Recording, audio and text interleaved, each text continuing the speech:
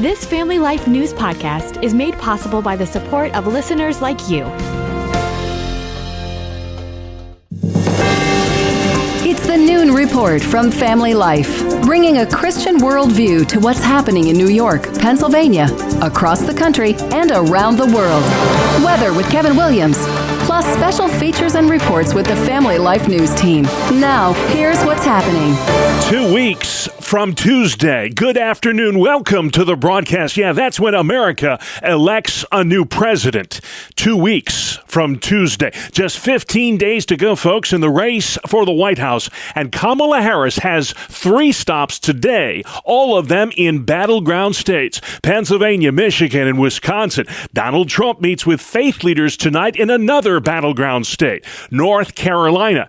Before that, he'll be in Asheville visiting with storm victims from Hurricane Helene. Many there are determined to vote despite the damage all around them. I've had family members that lost houses. You know, some people are still without power. Some people are still without water. So knowing the people that I know, they're still going to make it out here. That guy cast his ballot last week in early voting. North Carolina Director of Elections Karen Bell says most of the early voting sites in the storm-wrecked state have opened for business. When a disaster strikes, we don't stop elections. We figure out how to proceed. Correspondent Dana McNichols says a Herculean effort is underway to accommodate voters in the Tar Heel State. FEMA, the North Carolina Department of Emergency Management, and the North Carolina National Guard are working to get internet service, portable restrooms, generators, and sturdy tents to serve as Election Day polling places where buildings were washed away by floodwaters. A month after Helene, 500 roads remain closed. 30 people remain missing in the mountains of western North Carolina. Democratic strategist David Axelrod took some heat earlier this month for suggesting the hurricane might actually help Kamala Harris because it destroyed a part of the state that typically votes Republican. Weird weather. That's the other big story we're following today. Our summer-like weather wind streak continues this week. High and dry are our weather watchwords. Temperatures are hovering about 30 degrees above normal. Meteorologist Kevin Williams. The new week will pick up where the weekend left off on a stellar note weather-wise as friendly high pressure will continue to rule the roost. A couple more sunny, mild days are ahead. The next chance of rain, that's later Wednesday afternoon and night with the approach of a front. Daytime highs today, tomorrow, and Wednesday will soar into the mid-70s and lower 80s before a cool down to end the work week. U.S. officials are investigating a leak of top-secret military documents revealing how Israel might go about attacking Iran. It also shows that we were spying on Israel, our number one ally in the Middle East. Former CIA station chief Dan Hoffman. There is concern about the fact that the United States intelligence agency was using our satellites to track Israeli military movements. So that's intelligence collection on our ally. And the fact that it was leaked is obviously something that the FBI, in conjunction with the U.S. military, will need to be investigating. The leak revealed in detail the types of aircraft and weapons the Israeli army might use in a strike against Iran. Secretary of State Blinken arriving in Israel today for the 11th time since the start of the war in Gaza. A new study out of 10,000 9 and 10-year-olds shows what many moms and dads already know to be true. Too much screen time can cause mental health issues in our kids. Researchers at the University of California, San Francisco say children with the highest levels of daily screen time are 10% more likely to suffer from depression. It's the Dodgers versus the Yankees in the World Series. LA eliminated the Mets last night, preventing what would have been a Subway Series. Here was the call on FS1. There's a bouncing ball to second. Taylor's got it. Los Angeles is alive, and they're headed to the World Series. Dodgers-Yankees in the Fall Classic. The two storied franchises will hook up for a record 12th time in the World Series. It's the first time, however, since 1981. Game 1 is this Friday night in Los Angeles. The fifth and deciding game of the WNBA Finals went into overtime Sunday. 28 years in the making, the New York Liberty are Liberty beat the Minnesota Lynx 67-62 to claim their first ever WNBA title. Still to come on the Noon Report, a Monday edition. Cybersecurity Awareness Month, Teen Driver Safety Week, and the Musk petition payments. Are they legal? Good afternoon. I'm Kevin Williams. The sublime and serene weather continues, at least for now. I'll have forecast details coming up in 10 minutes. All right, Kevin, we'll talk to you then. In the meantime, let's check the stories making news where you live, all across New York and Pennsylvania. The uproar continues over Prop 1 in New York. That proposed constitutional amendment has energized both liberals and conservatives. Democrats argue the so-called Equal Rights Amendment will protect abortion rights. But former Republican gubernatorial candidate Lee Zeldin says, what's interesting about that is when people go to vote, you're not going to see the words Equal Rights Amendment. It's called Proposal 1. And when you read through the text of what's actually in the ballot language, you're not going to find the word abortion. Zeldin says what Prop 1 will do, if passed, is open the floodgates to transgender athletes competing in girls' sports. He also says the proposed constitutional amendment will undermine parental rights and endanger religious freedom. A new Trafalgar Group poll out of Pennsylvania shows Donald Trump's opened up a 3-point lead over Kamala Harris in the race for the White House. That same survey shows GOP businessman Dave McCormick with a slight lead, less than a point, over three-term Democratic incumbent Bob Casey in the Pennsylvania U.S. Senate race. New York Congresswoman and Republican Party conference chair Elise Stefanik thinks the balance of power in the U.S. House will depend largely on what happens in a handful of downstate New York congressional races. Here's what has been happening the last few cycles. We have picked up more Republican seats in traditionally blue states, and I believe it's because people are experiencing the double whammy of failed Democrat policies from Kamala Harris and Joe Biden, but also at the state level as well. Republicans flipped 5 seats in deep blue New York in the 2022 midterms to give them the majority in Congress. Meantime, in PA, Democratic Governor Josh Shapiro wrapped up his Blue Wall bus tour Sunday afternoon in Carlisle. It is fitting that we are ending here in Carlisle, here in central Pennsylvania. The tour featured the Democratic governors of Pennsylvania, Wisconsin, and Michigan. Michigan Governor Gretchen Whitmer. We got 15 days to go, and none of us wants to wake up on November 6th and wish we'd done a little bit more, right? Today, by the way, is the last day to register to vote in Pennsylvania for the upcoming election. The sheriffs in 49 of Pennsylvania's 67 counties have endorsed Trump in the race for the White House. Trump spokeswoman Carolyn Leavitt. There's no question that the road back to the White House leads right through the Commonwealth of Pennsylvania. And the people of Pennsylvania were better off under President Trump's leadership than they are today. Trump's enlisted the world's richest man, Elon Musk, to campaign for him in the Commonwealth. The billionaire yesterday announced he's giving away millions of his own dollars every day from now till Election Day to voters who sign his new PAC. It's a PAC that supports free speech and the right to bear arms. We're going to be awarding $1 million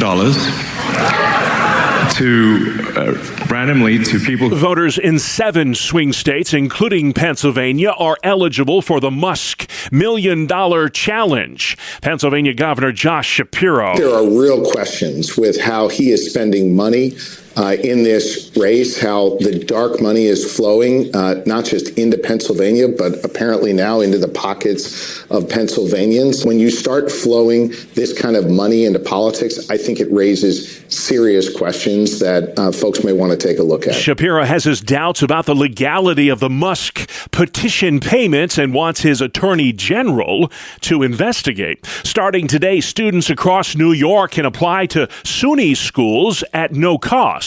The SUNY system is waiving the $50 application fee through November 3rd. The goal is to get students to apply early. 367,000 students are currently enrolled in 64 SUNY schools across the Empire State. The president of the third largest school in the SUNY system is stepping down. Binghamton University President Harvey Stenger says this year will be his last as head of that school. SUNY Binghamton has seen seen a big boost in enrollment in the 13 years that Stenger has presided as president. October is Cybersecurity Awareness Month, and financial experts warn criminals are out there lurking on the dark web trying to hack into your personal data and steal your money. U.S. consumers reported losing upwards of $12 billion to fraud and scams. And what's equally as concerning is the emotional and psychological toll that it can have on victims. Financial expert Blythe Figarelli tells Family Life News that scammers use calls, texts, and emails to try and rip you off. Everything that they're doing is with one objective, and that's to convince you to provide your personal information and access to your accounts or to separate you from your money. She recommends never giving out your personal information to someone who calls or messages you. We've posted a podcast with more advice on beating cyber scams. Check out the news tab at familylife.org for more. This week is National Teen Driver Safety Week. Experts are advising parents to use the occasion to teach their children about the dangers of distracted driving. Pam Fisher is with the New York Governor's Traffic Safety Committee. Have those conversations starting at a very, very early age, because we know the children are really absorbing everything we say and we do as adults. They're watching, they're listening, and they're subsequently engaging in those behaviors. 3,500 lives are lost each year to distracted driving on any given day. 300,000 motorists drive distracted. Penn State is undefeated in college football, but there's still controversy brewing in State College. Family Life's Brian Query. During a press conference last week for Penn State football, head coach James Franklin was critical of the State College Regional Airport, saying the team could not fly out of State College due to limitations at the facility. Franklin said runway length, the size and weight of the plane, led to the team taking buses to Harrisburg International Airport, which added 2 hours to an already 6-hour flight to the West Coast. Penn State University released a statement saying the limitations at the airport would not permit a nonstop route to the West Coast. The airport authority says a runway extension has been discussed, but there is currently insufficient overall demand to justify the expenditure of public funds for this particular improvement. Brian Query, Family Life News. Thank you, Brian. It's peak season for the fall colors, and that means big business for New York's tourism industry. Any given weekend between September and November, there's somewhere just a short car ride away in New York State where the leaves are turning beautiful, vibrant colors, reds and yellows and oranges. That's Levi Ross. He's executive director of the New York State Tourism Industry Association. Tourism is vital to New York's economic health. We're New York's second largest private industry, responsible for 1 in 10 jobs. Tourism is big business as well as being a wonderful experience for people. And fall is a real core tourism season for New York State. Thanks to its size and geography, New York State has the longest fall foliage season of any state in the country. Sports next. We call it the 2-minute drill right here on the Family Life Noon Report. Good afternoon, I'm Randy Snavely. Bob, the World Series contestants are set, and most pundits are not surprised at who is there. We already knew the Yankees were in, and last night the Dodgers prevented a Subway Series from happening with a resounding 10-5 victory over the Mets. Tommy Edman, the hitting star for L.A., driving in 4 runs, 2 of which came on a 2-run home run. Mark Vientos hit a 2-run shot for the Mets in the loss. On to football, and your AFC East leading Buffalo Bills, they were firing on all cylinders yesterday as they blew out Tennessee 34-10. Josh Allen, 21-33 for 323 yards and 2 touchdowns. Buffalo now 5-2 on the season. Former Giants running back Saquon Barkley was back in the Meadowlands to face his former teammates, and he put on a show, rushing for a career-high 176 yards and a touchdown. Jalen Hurts rushed for 2 more scores and also threw a touchdown pass. The Eagles crushed the Giants 28-3. In Pittsburgh, the Steelers hosted the Jets and blew out New York 37-15. Russell Wilson made his season debut, went 16-29 for 264 yards and 2 touchdowns. He also ran one in for a score. Pittsburgh now in first place in the AFC North at 5-2. Around the league, your other winners were the Commanders, Seahawks, Chiefs, Jags, Lions, Colts, Packers, and Rams.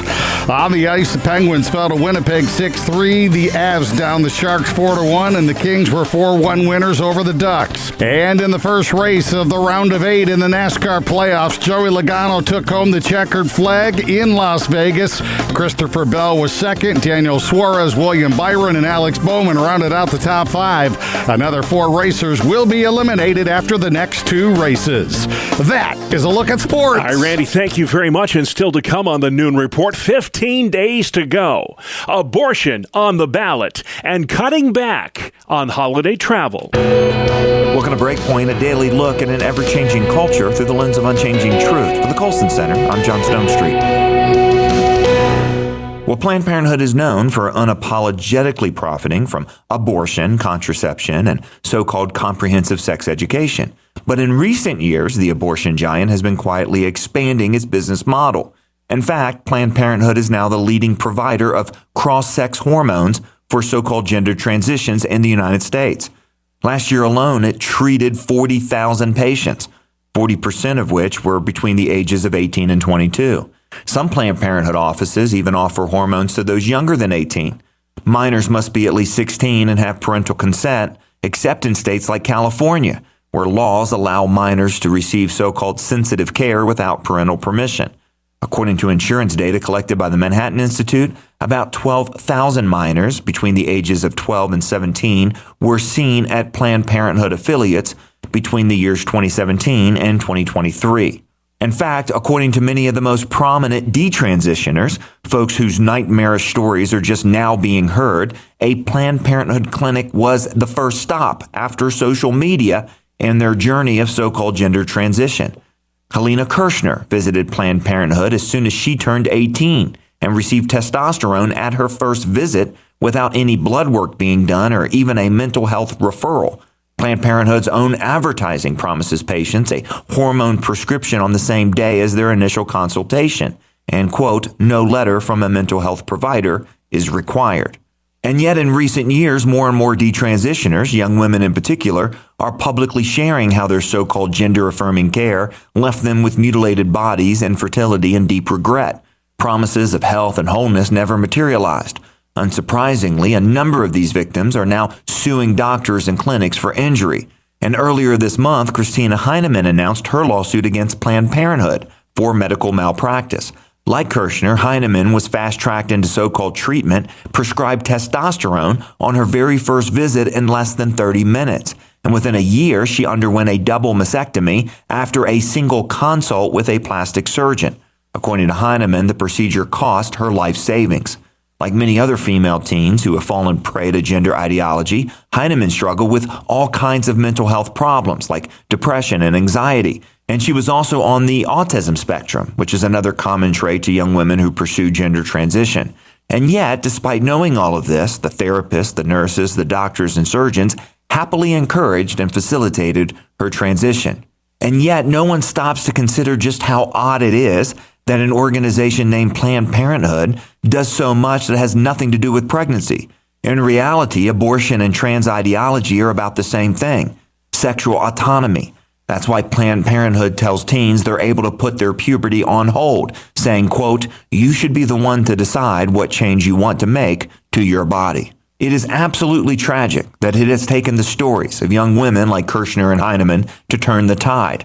Still, there is a long way to go to protect young people from this dangerous ideology, and the only way forward will be through the powerful organizations like Planned Parenthood. We have to pray that between these lawsuits and the splintering medical consensus, the irreversible harms wrought by so-called gender-affirming care will come to an end. For the Colson Center, I'm John Stonestreet with Breakpoint. Today's Breakpoint was co-authored by Jared Hayden. If you're a fan of Breakpoint, leave us a review at your favorite podcast app. And for more resources to live like a Christian today, go to breakpoint.org. Thank you, John. Outside next, Kevin Williams. Here is your Family Life weather forecast for this afternoon. Plenty of sunshine and warm with high temperatures in the 70s for most. Mainly clear and mild tonight. Low temperatures 40s and low 50s. Fog again in some valleys late. Tomorrow, golden sunshine and warm. High temps 70s and low 80s. Near record territory for some. Wednesday, some sun and clouding up. Late day showers and high temperatures in the 70s. All right, Kevin, thank you. This is the Noon Report on Family Life. I'm your host, Bob Price. Lots going on Monday, the 21st of October. Election Day, 2 weeks from tomorrow. And the candidates for president continue to hone in on the key battlegrounds. Vice President Kamala Harris in Pennsylvania, Michigan, and Wisconsin today. Former President Trump visits with hurricane victims in Asheville, North Carolina, before meeting with religious leaders tonight in Concord, just outside of Charlotte. A private helicopter crashed into a radio tower last night in Houston, killing all 4 on board, including a child. This man lives near the crash scene. I didn't know if it was a chemical explosion. My immediate thought was just to honestly get in my car and evacuate. The chopper took off from an airfield 17 miles away. Lights on that radio tower had not been working for several days. 70 miles south of Savannah, Georgia, an investigation's underway after a weekend ferry dock collapse. That accident left 9 dead. A gangway at the dock gave way, plunging 20 people into the water on Sapelo Island during a party. Overseas, the Israeli army stepping up attacks against Hezbollah targets in Lebanon. Here's correspondent Elizabeth Padda. With every fresh Israeli strike, more people are forced to flee their homes. Already 1.2 million have been displaced, setting up makeshift shelters wherever they can. Israeli Defense Forces are targeting financial institutions used by Hezbollah to fund its war against Israel. U.S. Secretary of State Blinken arrived in Israel today. It's his 11th trip there since the war in Gaza began. Texas lawmakers are hearing today from the man who came within 90 minutes last week of being put to death.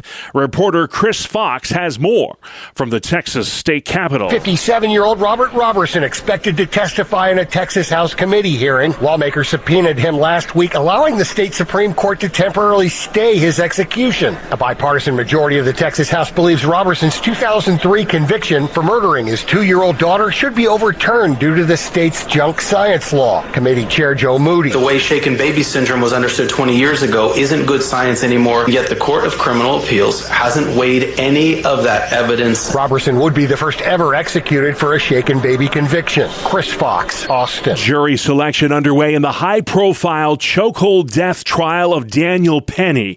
He's the Marine vet facing manslaughter charges for the death of Jordan Neely last year on a New York City subway. Passengers say Neely, a 30-year-old with a history of mental illness, was making threatening remarks on that train when Penny subdued him. This particular type of chokehold, they are going to argue, was one that, as a Marine, he knew or should have known had the potential to cause death. The defense is going to argue self-defense. Legal scholar Carolyn Polisi, Penny faces up to 19 years in prison if convicted. With the holidays fast approaching, most of us admit we're cutting back on our travel plans. 83% of holiday travelers are making adjustments due to inflation. That's pretty staggering. I mean, it's hard to get 83% of people to agree on anything. Bank rates Ted Rossman. The specific changes they're making include traveling for fewer days. That's the biggest modification. 30% are picking less expensive accommodations or destinations. 28% are driving instead of flying. Rossman says some airlines are lowering their fares to accommodate cash-strapped passengers. That's a good thing for travelers. But there's that cumulative effect of higher prices, not just on travel, but on other things. And that's what's really squeezing people most of all, is that everyday life costs more, and it just leaves less money to go around for things like holiday travel. The average American will spend $925 flying for Thanksgiving this year, around $1,200 for Christmas travel. There's a legal battle brewing in Florida over an abortion rights amendment on the ballot November 5th. The DeSantis administration filed suit demanding that TV stations stop airing an ad produced by Floridians Protecting Freedom. The state claims the ad is false and threatens criminal prosecution. Attorney David Weinstein says the judge has ruled it's protected speech. Odds are very good that this will turn into a permanent injunction after the hearing on the 29th. It's obviously going to draw a lot of attention, and it's going to bump up very close to the date of the election, which is the following week. Weinstein says the judge will ultimately decide who's telling the truth about the abortion measure because false speech is not protected by the First Amendment. Karen Curtis in Tallahassee. Next at noon, how abortion politics could impact the 2024 election. Our guest is Nicole Hunt with Focus on the Family. Here's some of our conversation. Abortion is on the ballot in 10 states this year. This is an issue that ever since the reversal of Roe has been a losing cause for Republicans. Why do you think Democrats are winning on the abortion issue at the ballot box? Right. Well, I think that the abortion industry has been very successful using fear-mongering as a way to drive voters to the polls to vote in favor of abortion amendments that are actually far more extreme than Roe v. Wade ever authorized. Many of these bills and these amendments, they actually allow abortion in the 7th, 8th, and 9th months of pregnancy on healthy mothers and healthy babies. They're forcing taxpayers to have to pay for these abortions. And in addition to that, they're actually cutting parents out of the process. If a minor is seeking an abortion, they're trying to say that parental consent or parental notification is an impediment to that minor's right to abortion. Yeah. So these laws are far more radical, far more extreme than Roe v. Wade ever was, but the abortion industry is using fear to drive people to the polls and to vote in ways that are inconsistent with their beliefs. Because we know that polling shows that most Americans, 64%, believe there should be some restriction on abortion. And these amendments, they do not allow for any restrictions on abortion. Yeah, and the way the abortion debate is packaged nowadays is just infuriating. One of the cliches that I hate the most is abortion is health care. I lose my stuff when I hear that, Nicole. But it seems to be a winning cause. There was an NBC News poll out lately that said of the single issue voters that go to the polls for just one issue and one issue only, this is the issue that they're going to the polls for. So, Democrats have capitalized on that, and they've made this election, or they've tried in the past, other elections, to be about abortion. What do pro-lifers need to do to repackage their message so that they can win at the ballot box on these issues? Right. Well, I think that a really important component is funding. And I know you have listeners in stations in New York where one of those abortion amendments is going to be on the ballot. And I think what they've done is really intentional. So most of these groups, they've done specific polling on messaging that is relevant and meaningful to their audience. And I know in New York, their message is really about parental rights as part of the process and the negative impact this is going to have not only on women, but on girls when it comes to girls' sports. Yeah. And when it comes to parents being able to be a part of the process. If their child has some kind of gender dysphoria, they should be a part of the process before their child is transitioned. So one thing that I think the pro-life group is doing right is they're figuring out what messaging works for their audience, and then they're countering that abortion narrative with meaningful messaging points. Yeah, that's Prop 1 that you're referring to on the ballot in New York, which would amend the state constitutional, among other things. Abortion is just one of it. If that's not bad enough, the other stuff, parental rights, religious freedom. If you care about girls' sports being protected, you want to vote no on Prop 1. But, you mentioned up front how, and others have said this as well, the lies that are being told, the misinformation and the disinformation, when those who reaffirm a woman's right to choose will just spread lies about pro-life laws in states like Florida. If you could talk a little more in detail, Nicole, what are some of those lies that are being told on the other side? Oh, sure. Yes. The biggest one, and I think the most effective one, is that they say women will die unless this abortion amendment is passed. And of course, that is not true. For any state that has a pro-life law in place, there is an exception for the life of the mother. So if that mother's life is in direct threat, that woman can always receive medical care to save her life. Beyond that, they say things like if you have a miscarriage, you won't be able to get medical help because you'll have to have an abortion. That is purely a misrepresentation of what the truth is. The truth, of course, is that an abortion actually stops the heartbeat. A miscarriage is when a baby's heartbeat stops on its own. Yeah. And the procedure in which that baby is removed, that is a procedure that helps to save that mother's life because, of course, you can't keep a baby in your body if their body has already passed. And so these are things that the left uses to try to convince the folks in the middle who just think, hey, I just want to have a reasonable policy here. Well, they tell them these lies and try to convince them that they need to accept policy positions that are far more extreme and radical than what the average American is comfortable with when it comes to abortion. That is Nicole Hunt with Focus on the Family. If you missed any of our conversation today about abortion on the ballot, click the news tab on our podcast page at familylife.org. Good afternoon. Here is your Family Life regional weather forecast. The same area of high pressure that delivered a glorious weekend here is still in complete control, and our weather will stay pleasant through today, tonight, and tomorrow. Our next weather maker is a cold front out west. It brings our next chance of rain coming in the form of showers late Wednesday and Wednesday night. For this afternoon, plenty of sunshine and warm with high temperatures in the 70s for most. Mainly clear and mild tonight, low temperatures 40s and low 50s. Fog again in some valleys late. Tomorrow, golden sunshine and warm, high temps 70s and low 80s, near record territory for some. Wednesday, some sun and clouding up, late day showers and high temperatures in the 70s. All right, thank you very much, Kevin. Finally, at noon today's the day we celebrate the official fruit of fall. Bree Tennis has our report. This food holiday celebrates the humble apple with a few apple facts. There are 7,000 varieties globally, although in the U.S. we tend to reach for Red Delicious and Granny Smith the most. We've been eating them since 6500 BC, and apples really are a health food. They're loaded with antioxidants, vitamins, have zero fat, sodium, or cholesterol. No wonder the average American eats about 65 apples a year, not including what's in your pie. I'm Bree Tennis. All right, Bree, thank you very much. And just like that, we are out of time. That's our world. The world we live in, Monday, October 21st. I'm Bob Price. Family Life News. You've been listening to the Noon Report, heard weekdays on Family Life. Thank you for listening.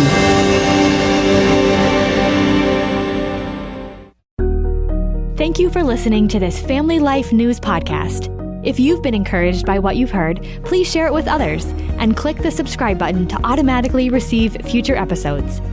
Family Life is a listener-supported ministry. Podcasts like this are made possible by your financial partnership. Find out more at familylife.org.